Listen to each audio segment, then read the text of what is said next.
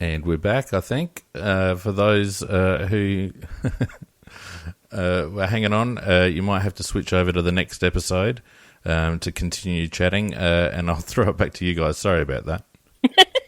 Well done, Phoenix. I don't know what happened. It just everything just froze when I messed around with my microphone. Everything just froze. I've just jinxed us right from the get-go tonight, I think. Well, I wasn't going to point fingers, Pete. So just quickly, we're having a little chat about the concussion with Sloane. And I think, Pete, you had a very interesting story to tell about that, which we heard, but nobody else did. Yeah, just it reminded me, seeing Sloaney on the weekend, it did remind me of, and I asked Macca about whether he remembered a player in the SNFL by the name of Spoggy Wiley, who played for Centrals back in the old days. And back in those days, if you got knocked out, it was kind of look at the scoreboard and see if you could read the score. And I used to work with one of the trainers from Centrals at that time. And apparently Spoggy he was up on his feet. He wanted to play on. And I said, look, mate, if you can just read the score on the scoreboard, you can play on. And Spoggy said, yeah, I can do that. He turned around and he said, and the score's 230, boys. So it was a case of saying, Spoggy, you've got to get off now, mate. So he was like an entire season out. He was totally out of it. And that's a true story. That came from one of the trainers. I remember once and I mentioned this on Big Footy, I had a big head clash playing footy once, and we both got knocked out, and when I came to, I came up swinging hard, and for no particular reason, I don't remember it, but when I came to, I didn't really come to, and doctors told me it was just the body's fight or flight mechanism kicking in, which is what happens, and I think Sloaney might have had a little bit of that. He just, he clearly was, the lights were on, but no one was home at that point. Yeah, I think there were a few different scenarios that went through his head, and not one of them was him actually getting knocked out at all. But Lever is probably a 50-50, would say, at this stage. Although, interestingly, the ice was quite low on the hamstring. So it was, and they did say it was just that nerve, the neurological pain that he was getting. And because it's a 6-day turnaround, the change in temperature, I suppose, would also be a part of this. So he will most definitely get the tests. We've got Miller, who had a calf injury, so he'll have to prove himself at main training. Of the people who are coming back for the first time ever on Sunday, we should be seeing Ben Davis. Has he put the jumper on at all yet in anger? No, this will be his first game. I saw him in one of the pre-season games, and he looked okay, actually. Yeah, he's got some really nice skills about him. He's quite tall. He's very athletic. So, it'll be interesting to see how he goes. Unfortunately, I probably won't be able to make it to the game, so if some other people who do, that would be great to get some feedback from them. The other one is Cheney is due to come back as well. And why we were not so good, unfortunately, in the SNFL was Harry Deer hurt his quad and Signorello was concussed. So that made the SNFL life a little bit harder in the second half of the game when you have so many top-up players. But we've seen that before. Given the injuries that we've got in both sides, if Lever doesn't play, we are already down Hardigan. Who would take that role? I think it's a case of Duday. Don't know, that leaves us pretty short, Nikki. Yeah. Although I'm looking at the heights that they've said on FootyWire and everything else. I reckon he's growing from that.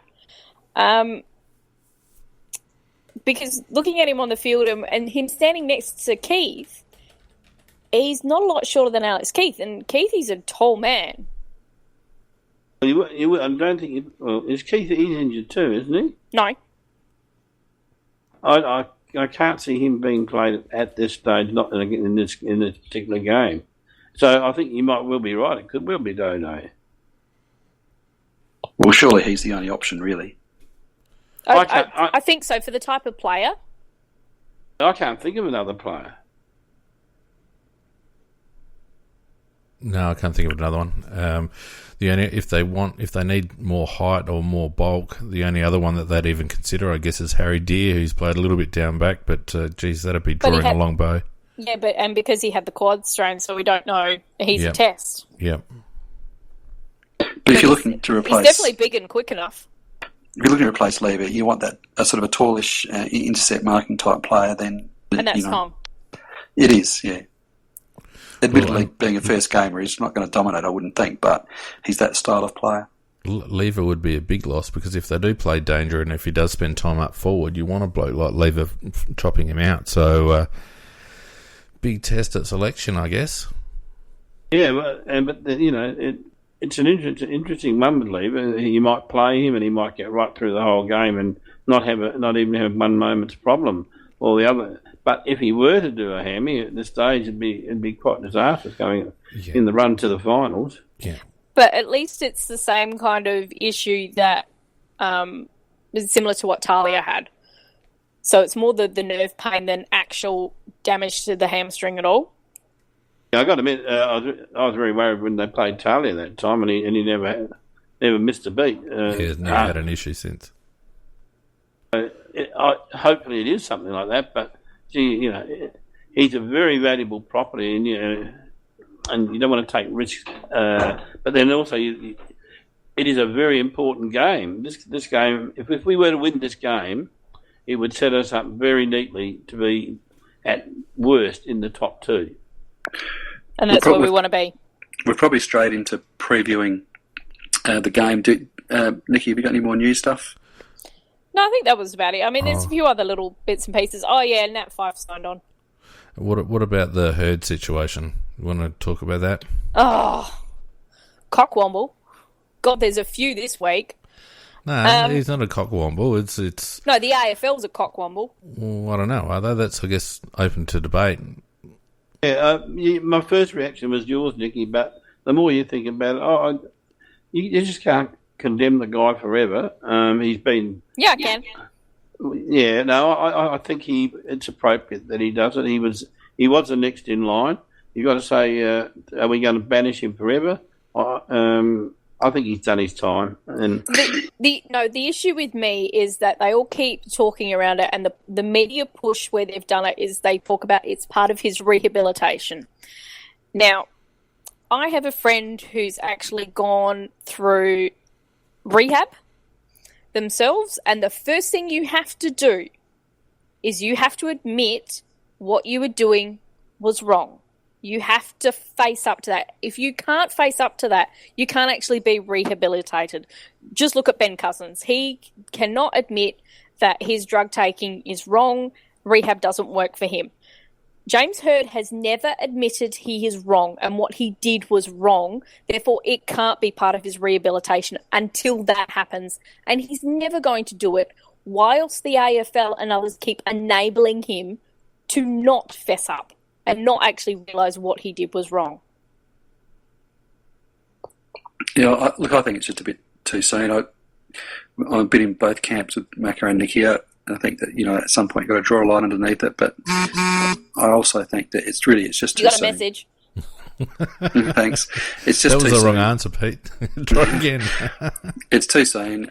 I reckon a good 4 or 5 years before, and and if you look at it from his point of view, and he's got the mental health issues. I mean, how is it going to help him on grand final day if he ends up copping a whole lot of people booing him or whatever? I just think that it opens him up to a whole lot of stuff that he probably doesn't need at this point. And I agree with that. It's just Pete. Too soon.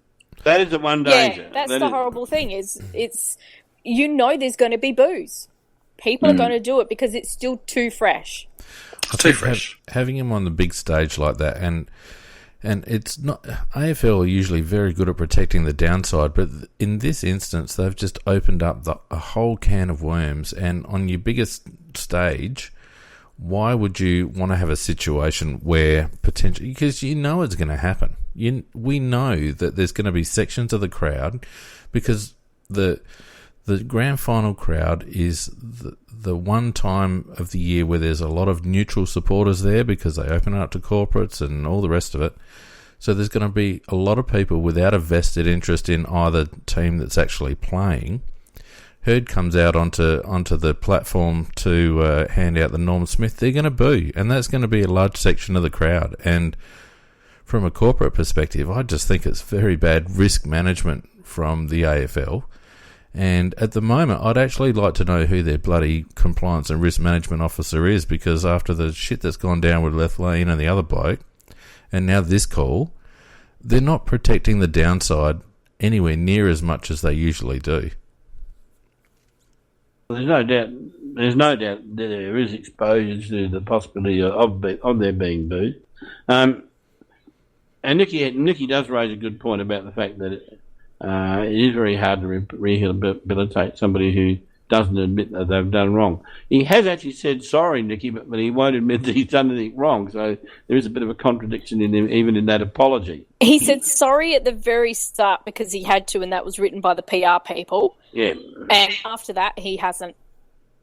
I mean, he did, and he actually did a lot of lawsuits, etc. But I just wish we could move on from this bloody Essendon thing, so we don't ever have to talk about it again. And I suppose from my point of view, that's where I was hoping that if he was offered to do this, and if he did it, and if it wasn't booed, but it probably will be, but if it wasn't, then at least we could move on. We've had so many years of this Essendon thing. Surely it's got to come to a bloody end somewhere where we don't talk about it anymore. I think because it's going to have such long-term health impacts, it's going to be talked about for a while, Macca. That's the problem, is that it's caused, or it may cause, some things further down the track that will have to be monitored, that will have to be discussed and known about, that it can't just go away. We can't pretend it didn't happen. And that's the issue that I have, is that, like you said, we kind of don't want to talk about it, which is probably why I forgot about it. But it's the height of stupidity. It should just, and Donkey Magoo has just said in the chat, there hasn't been enough time for redemption. Okay, well then, maybe I'm wrong, and maybe it is too soon. I don't know. But the other thing you were talking about, there will be the monitoring of the players and their health and any other aspects of it. But I would hope that just takes place in the background, but given the appropriate attention. But from a football point of view, it'd just be nice just to get back to playing football. Yeah, I know, but you can't just wave a magic wand, Macca. And I think this is where, everyone wishes that it just actually didn't happen.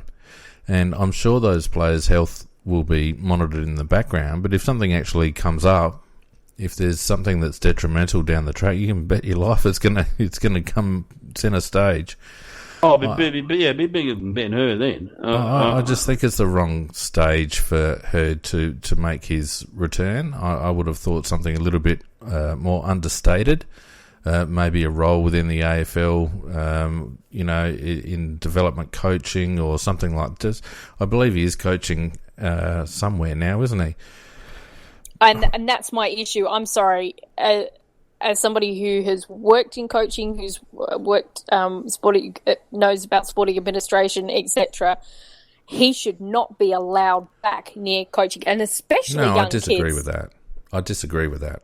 No, because he hasn't admitted what he's done was wrong. No, but he served his penalty, Nikki. We're not talking like no, this. He never really got a penalty. Well, he did. Oh, you can't say that. I mean, look, from the point of view of the Norm Smith, that's more a PR/branding/public acceptance issue. But in terms of his ability to work in his workplace again, well, he's done his time in that regard. And I don't have an issue with him coming back and coaching again, because the scrutiny on that guy and everyone that works with him from now on would make it nigh and impossible for him to start, doing something similar to what he did at Essendon. So I don't have a problem with that.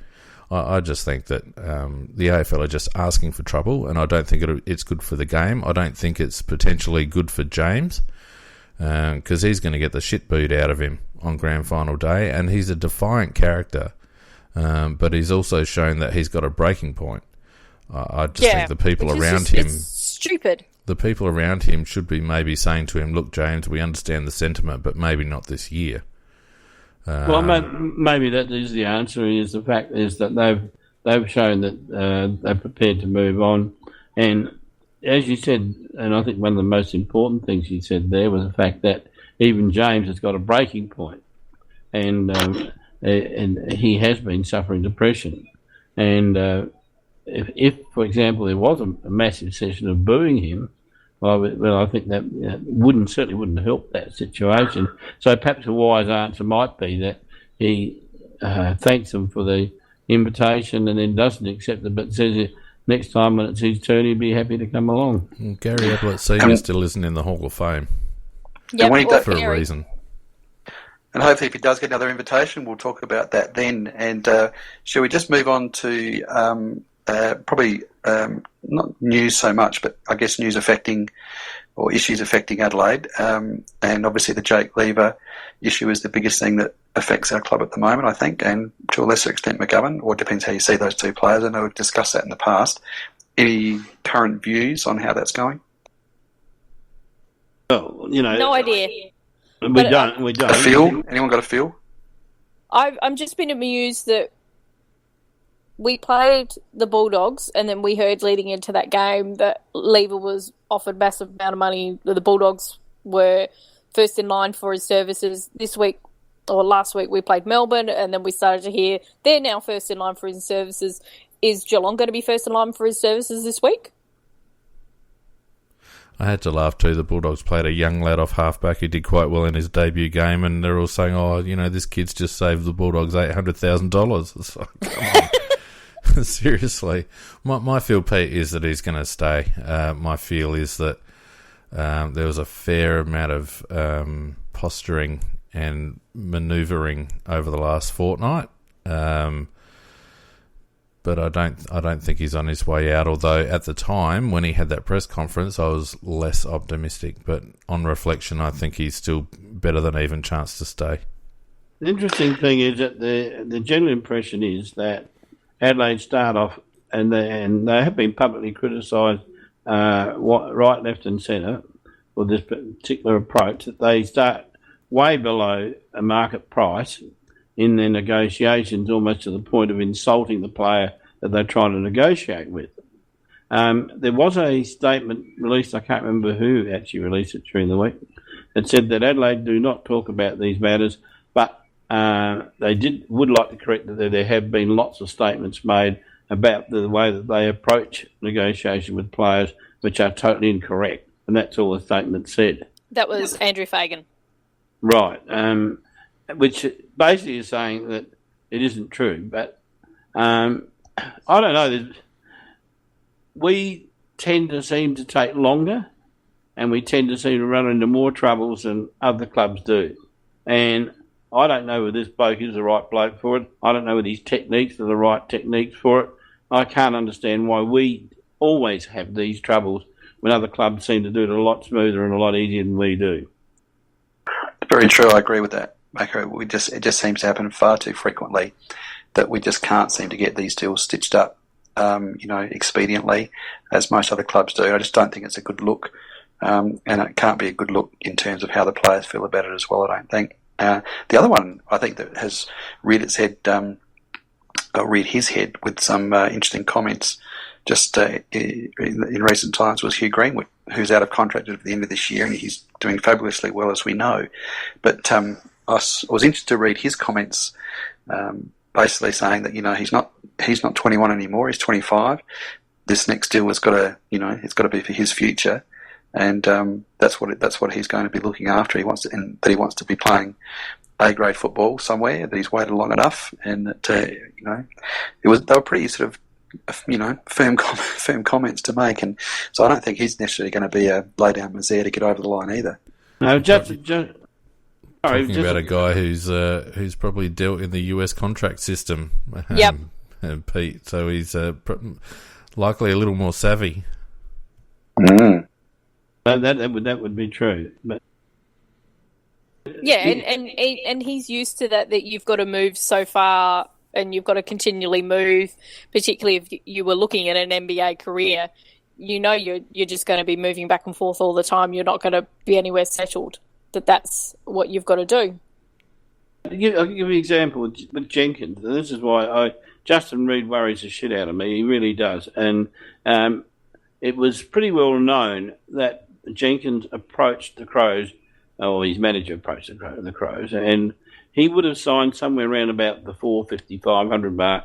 And for I think for 4 years, he put the proposals put forward by his manager, and instead of snaffling it up, we managed to prolong the negotiations to the point where we ended up paying about 150,000 more per year than he originally offered. So but this is the problem I have with stuff like this, Macca, is because we actually don't know the amounts. They're not made public like they are in the US system. No, we're only guessing for a lot of this, and that's my issue with it. Yeah, we can make some quite educated guesses. You can do that, but you're effectively defending the club, and really what we're alleging it in this situation is not so much the dollars. Although, sorry, I note that Macca mentioned dollars, but what really has got being my bonnet is the fact that we just can't seem to get these deals done smoothly. Why is that? And why do other clubs get them done so smoothly? I actually, like you're right, Macca, and the amount is, what's the word I'm looking for? Immaterial with Jenkins, because you're right. He did go to the club early, and we cost ourselves probably $200,000 a year plus an extra year on a contract. Because we didn't have his value nailed down. And Reedy should have a running spreadsheet that basically tracks players' values almost from week to week. And he should have known what Jenkins' value was on the market and to the club, and how he fits into our TPP structure as soon as he got the phone call. And I would have thought, 450 over 4 for JJ would have been probably about right. But the fact that he then went on a bit of a tear form-wise, all of a sudden he's worth a lot more on the open market, and that forced JR's hand. And I don't like the fact that Justin Reed isn't based at Westlakes. I don't like the fact that he's in Melbourne. I feel like there's a disconnect between him and the rest of the club administration. And that's what I was going to raise, is that point was brought up, that because he's in Melbourne, it's going to be better for us because he's closer to all the player managers, because that's where all they're based, so he can go and have meetings quickly, instead of them waiting for them to come to Adelaide, etc. It hasn't really eventuated that way, and it seems to be the opposite. Like you just said, Phoenix. Video conferencing these days. I know. Him being in Melbourne, I don't see any benefit really. Except for his kids to keep going to the same schools. Yeah, I can see your benefits in having your recruiting manager based in Melbourne, because that's obviously where the large pool of talent is. But your list manager, that's a club administration role, and it needs to work in very tightly with the board and with your general manager footy ops. And your CEO. Your CEO, your list management chairman, etc., etc., etc. And to me, there just seems to be a disconnect between how our list management works, what our recruitment philosophies are, and who the coach wants to actually select in the team. And while we don't actually know what goes on, Phoenix, it's interesting that these guys have all got different managers, and the same rumours are coming up every time that Adelaide is insulting with its original offers. Now, I can understand you get one manager starts a rumour, but when different managers keep saying it, then you got to think there's a lot of substance behind it. Well, neither that or JR is just vulnerable, and the managers are all, for want of a more mature phrase, ganging up on him. But either way, it leads to the same outcome. It leads to an outcome where our players seem to be easy pickings at most to get poached, but at the very least to have their contracts pumped up. Either way, it doesn't work very well for us. And I just feel like our list management strategy and our TPP strategy is very haphazard at the moment. We've seen some particularly dodgy contracts over the time. And, you know, the Jared Lyon issue last year was another one. I'm not convinced. Justin Reid is going to have to do very well this off-season. There's some big fish around. We've got, you know, for all intents and purposes, we've got a little bit of pocket money to play with. We've still got that obvious need in the midfield, irrespective of our current ladder position. And he needs to pull out a win, Justin Reid, or else you could say that after 2 years in the system, he's been a big fail. Well, I think he's a big fail anyhow, because he takes so bloody long to get a deal eventually done. He always has to pay the highest of market values because he just doesn't get it done. When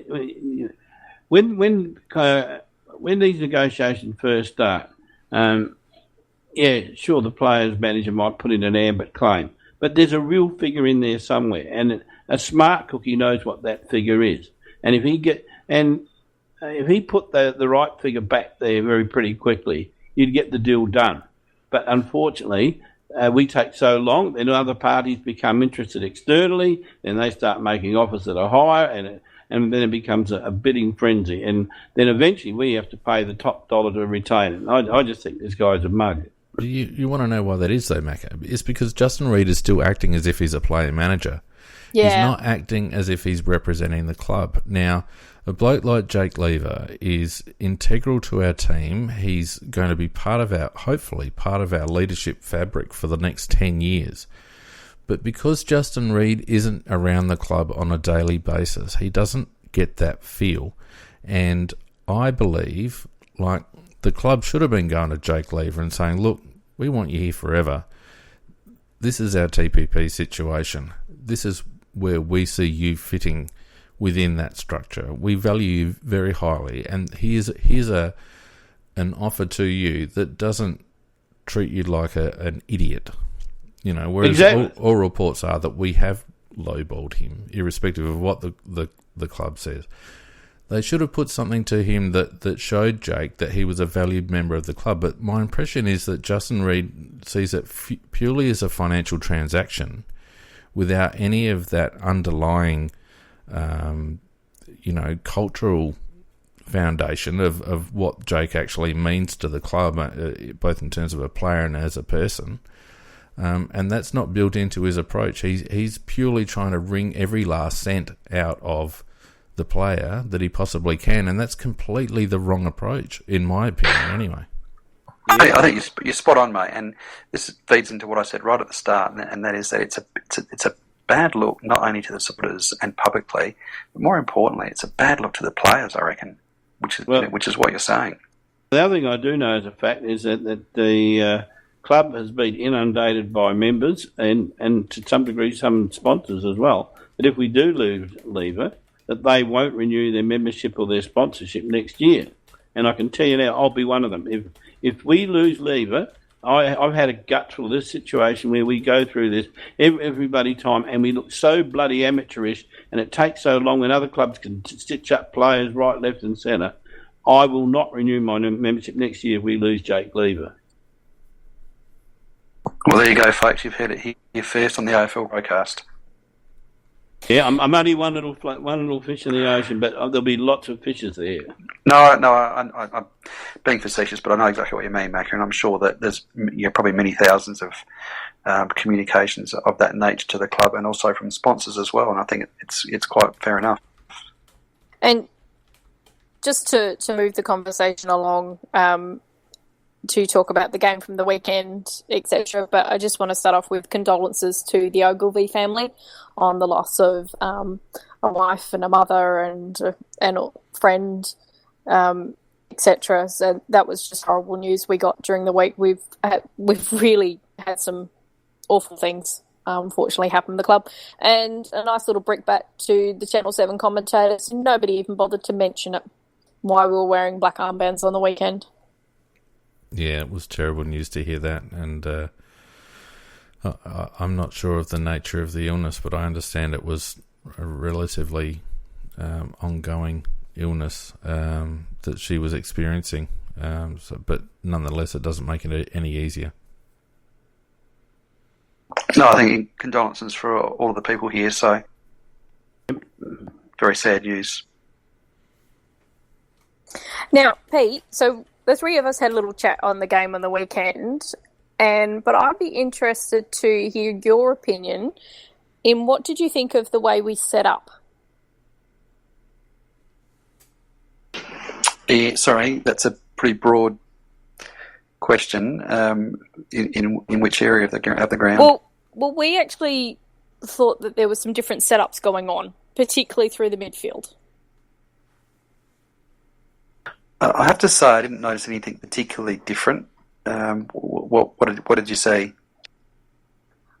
Well, I actually noticed that Jacobs was tapping it to a certain spot every single time, which was away from those extra defenders running in, which Phoenix did point out that they were really slack and running in anyhow. And then when we got the ball from out of a centre clearance, we made sure we cleared those. And the fact that we had 4 wings, so we took 2 of our forwards out and moved them up onto the wing. So we really did set up specifically to counter the way that Melbourne beat us last time. Well, I can't say that I find it, I don't know about anybody else, but I find it really hard to pick up structures like that when you're watching on TV. I really do. I just don't, can't say that I noticed that. One thing I did notice was which I was very surprised at, was just how many smothers there were in that game. Have you ever seen us smother the ball as often as we did on Saturday night? Yeah, frontal pressure was pretty good, Pete. It was good. Yeah, certainly noticed the 4 wings. And I think you weren't here last time on Tuesday night, but we've spoken for a couple of weeks about the Crows maybe not committing as many to the ball in tight and just having a few more outliers around the place. Our contested ball numbers and our stoppage numbers have reflected just a little bit of a reduction in the requirement to be first to the ball in tight, and we're looking more at the second or third disposal. Putting this up as just a possibility, I was thinking about this after we had our session on Sunday. Would it be possible? I mean, when we play Geelong, they always try and occupy the centre of the ground to deny us that. And if we have that structure that you're talking about, and you've got loose men sitting out there on the wings, is that they may well drag the men from the centre out? You don't think that's any of that's planning for next week? No, I wasn't so much talking about the people, the couple that we had sitting out on the wings, Macca. I was talking about 5 to 10 metres off the contest. The issue we're going to have against Geelong is the issue we always have against Geelong, is that we're going to have to run aggressively at their press.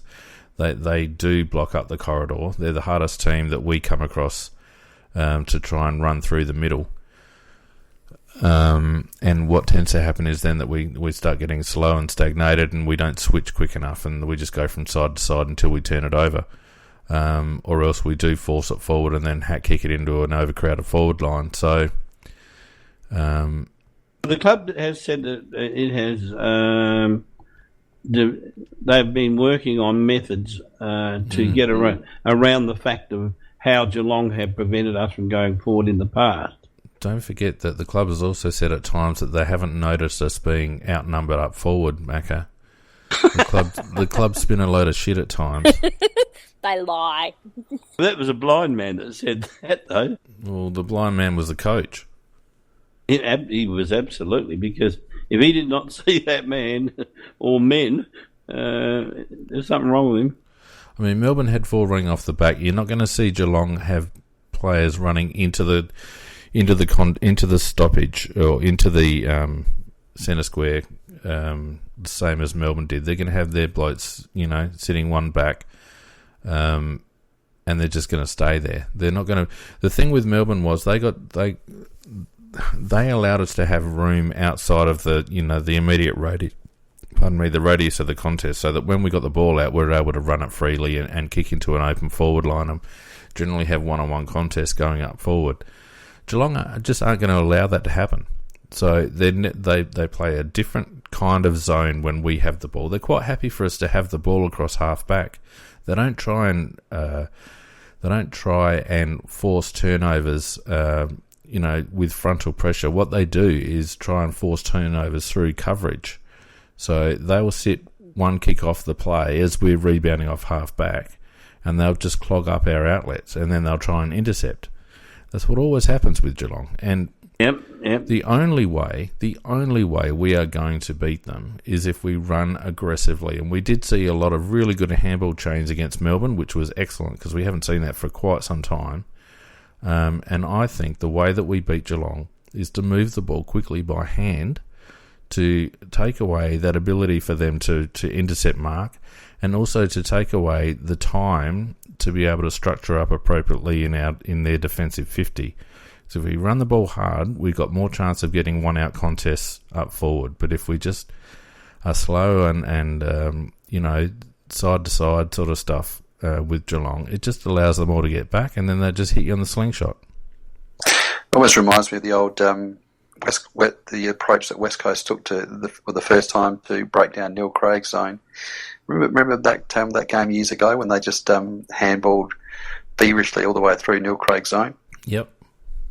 Is that the kind of thing you're thinking of? That's the wrong answer again, Pete. that the kind of thing you're thinking of? Yeah, well, that's what we're going to have to do, because that's what they just guard space, Geelong, against us. That, they'll have 2 or 3 Bulldogs going at the contest, but then they'll just guard space. So, and you'll notice that they'll have 3 or 4 blokes lined up across each wing, on the centre square line, and then they'll have a couple planted inside the centre square, and they will just not allow us to use the corridor. And the only way we're going to be able to do it is to run at them. Yeah, that makes sense. And then if you could draw them towards you may get over the top of them. Exactly. So do you reckon that's partly also why we've seen both the Crouch boys be a lot more offensive the past couple of weeks? Well, I haven't been that's kind of building up to that. I haven't been offended by either of the Crouch boys, Nikki. Well, what I think has led to the Crouch boys getting more outside ball is simply because we haven't had them committing to the contest, to the actual scrimmage as much. We've had 1 or 2 players going in for the scrimmage, and by and large, Matt Crouch in particular, we've noticed his uncontested ball numbers increase significantly, and Brad's last week as well. So, this is where Greenwood is really important for us, and he's not that he's playing huge time on ground, but we've seen that when he is on the ground, he is that bulldog in tight, and he is a player that will aggressively try and get that outlet handball, and whereas the Crouch boys aren't so much that. So, it's just going to be important for us to remain aggressive, because as soon as we go back into our shell, it just plays right into Geelong's hand, and we won't score enough to beat them if we don't move the ball quickly. And Hawthorn do it all the time. They just do it Hawthorn when they were good, they just do it by foot. But I think with us, we need to run at them. Yeah, I don't think we've proven we're not good enough by foot to be able to. We've tried that and we've failed dismally. So we're just not quick enough to do it by foot. I think you're quite right. I think it'll probably have to be by hand, and as you say, try and draw them up and then get over the top. And once you get over the top, of course, then you've got the whole balance of that structure that Geelong have set up. You've got it all out of kilter then. I think the other good thing too, Macca, is that we've got our full complement back up forward, and I think what you're going to see is Tex and Lynchy and even McGovern and Jenkins at times come up fairly high, and that's how they played against Melbourne. We basically played in a third of the ground for most of the game, and we just moved that, our team, through different thirds of the ground, and that's why we had so much open ball in our forward line. And I think you'll find that we're going to push our forwards up fairly high this time, which means that their back four are going to be almost just guarding space, but we're going to be running at them coming into the forward line rather than standing next to them, if that makes sense. It's much easier, much harder to defend a moving target than a stationary target. And they can all kick goals from 50 as well. Certainly going to be a massive, massive game, and this to me is just such a huge game for this playing group to assess where they're really, really at. I just think this is one of the most important minor round games I can remember for years, to be honest. Am I overstating that? No, you're not. And one of the keys, Pete, is there's 3 players probably that can, if you shuffle them up and come up with different combinations of who plays and who doesn't play, you might get different results. And, for example, I heard on the radio tonight they were saying Dangerfield only a 5% chance to play. Bullshit. Oh, bullshit. No, listen, don't kill me. I'm telling you what I heard. No, Clearly get out, Macca. BS. But that's only to create his legend even more, Macca. You're probably right. But what I'm saying, if Dangerfield didn't play, the odds swing heavily towards Adelaide. If Dangerfield plays and Lever doesn't play, I think we're not looking so good. And if we haven't got Lever and Sloan, then it gets harder again. So those 3 players, the combination of who plays and who doesn't play could have a bearing on the result. I'd just like to say one last thing about last week's game is with all this whole thing about Danger and what a legend and everything else is, but Tom Lynch's game seriously was just insanely good with what he's been through. It was very good. Speaking of Paddy Dangerfield, Nikki, have you got some Cockwomble nominations? Oh, yes. All But right, let's have them. We're Well, right on the hour. Yep, I just want to... it's not a Cockwomble, but I think it's actually quote of the week. It has to go to Luke Hodge if anybody's actually seen the vision or heard what was said when Hodge pulled him down in the marking contest and Paddy got given the free. And Razor Ray comes up and is trying to tell Luke, I need you to actually get to the height of the ball. Luke Hodge turns to him and just says, have you seen how high he can jump? Razor just laughs and goes, yeah, fair point. I love that. I thought that was excellent. So that's my quote of the week. It's not a Cockwomble. Let's have a Cockwomble. Well done. So you've got the AFL with their mishandling of the Herd situation, but also the 2 executive announcements. I think they did the Herd announcement to try and overshadow what then happened the next day, and they had just a massive PR fail on both fronts. You've got Dangerfield and Chris Scott. The whole thing is just ridiculous. Oh, thank you, Scorpus. Beck Goddard has committed to the Adelaide Crows for the 2018 You season. can't announce that in the Cogwomble segment. I know, but it just came up, and that's really good. You get a nomination for I that. might get a nomination Who for has? that. Beck Goddard. So we've got a coaching again. Macca's going, who the fuck is Beck Goddard? A very good coach. No, I know who she is, but I don't really care. She doesn't play for the big boys. Oh, come on, Macca. That's Anyway, ridiculous. that's not a half-hour There's a show. Cockwomble So right there. Hang on. I nominate Macca for being, caught in the 18th century. Yes. You're getting one, Macca. But the whole thing around Dangerfield, so you had the ridiculousness of him going down like he was shot, which is very Bassett-like. And then, I'm so injured. No, you help me. No, I'm so injured. Help me. And then he comes back on, and because he had a jab, and they plonked him down forward, and he was fine. Then you have the issue of Chris Scott. Was it Chris? Yeah, Chris. In the aftermatch, talking about, legend. Actually, use the word legend about it. It's like, get your hand off it, Chris. Then Kane Corns comes out and actually says something which, I'm sorry, it takes a diver to know one. And then you have Danger coming out with that press conference, with his look at me, whole scenario, coming out in crutches and everything. You know what, honey, that wasn't funny. That just showed you exactly how much Kane Corns got under your own skin. Well, Kane Corns is right. I still thought it was funny anyhow. I'm happy to nominate Danger. He was always going to be my nomination just for all of that stuff. So we'll nominate him. And so we've got the AFL, we've got Danger, and any others? Throw me in there if you like. Yeah, Macca's And in Macca? there. Macca's in there. The thing is, though, Pete, you know that Danger's got his own PR team, and they trawl the internet for any mention of the word Dangerfield, which means that Paddy will be listening right now, and Paddy, Hi, Paddy. bloody dickhead. He is an absolute. He is the very definition of the codwobble. He has been for ages. And for me, there is no other winner this week. No, I no matter have what to agree. anybody else did, they weren't beating that. And then, of course, you have the fat fest that happens around. Oh, he's just so good. Oh, Nikki said Fat Fest. I did, because that's what Dear it idea. was. Come on. Oh, The one thing I would when Come you've on, got Nikki. Jared on, AFL 360, yeah. You I'd know, like to say you know, I'm going to come up with some sort of that Fat Fest by you is coming into our intro music now. Hey, Gordon's right though. I've You've always, threatened many a time with about my comments. Hey, I'm building a library. Don't worry about that. I know, and you haven't done it yet.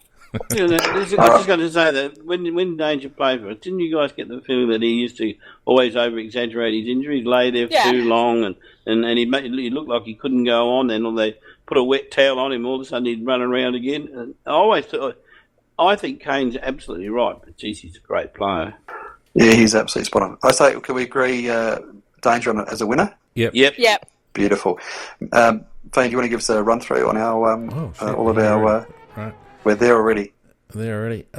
Yep. Don't forget you can follow us on Twitter and Facebook at AFL Crowcast. You can leave us a like on iTunes, not a rating and a comment if you like on iTunes. That helps us with our rating. And I just want to give a shout out to Donkey Magoo on the chat, who joined us on Saturday night for our main break from the ground. Pete, you would have caught that because I know you're an avid listener to the main break show. We had Donkey Magoo live from St Mary's Oval or whatever it is, TI Crow Stadium now or whatever. Yep, T.I. Crow. And it was excellent. It was so nice to get a feel of the game from the ground. It just added to the show, Donkey. So we do really appreciate your contribution last week. And that brings me to the offer of anyone who would like to be a boundary rider during the halftime show. It takes 5 or 10 minutes of your time. You can do it on the phone while you're queuing up for a beer at Adelaide Oval. So feel free, if you feel like doing it, just drop me a message either here or on the Big Footy thread, and we'll hook you up because it does make that halftime show a little bit more worthwhile.